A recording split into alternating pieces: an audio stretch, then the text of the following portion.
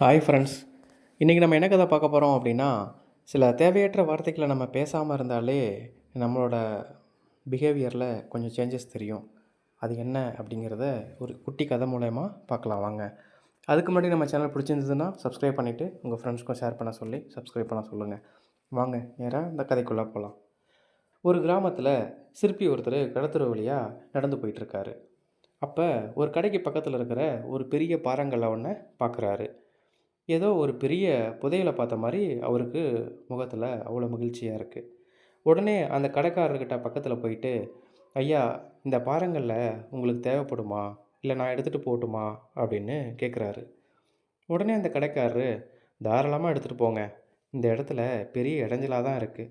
கடைக்கு சாமானை இறக்குறப்ப, வண்டி நிப்பாட்டுறப்ப இடம் இல்லாமல் ரொம்ப தூரமாக தள்ளி நிப்பாட்டுறதா இருக்குது அப்படின்னு சொல்கிறாரு.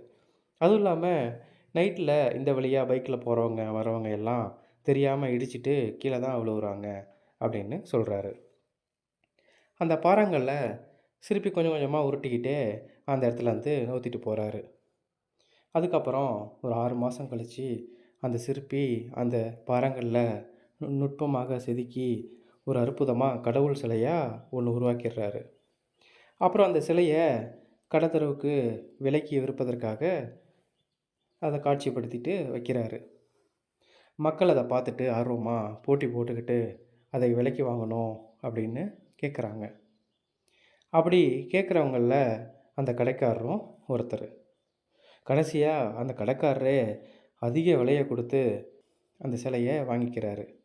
சிற்பியை பார்த்து அந்த கடைக்காரர் கேட்குறாரு, இந்த சிலையை செதுக்க தேவையான இந்த கல்லை எந்த மலையிலேருந்து எடுத்துகிட்டு வந்தீங்க? அப்புறம் உங்களை எங்கேயோ பார்த்த மாதிரி இருக்கே அப்படின்னு சிற்பிக்கிட்ட கேட்குறாரு. என்ன ஞாபகம் இல்லையா உங்களுக்கு?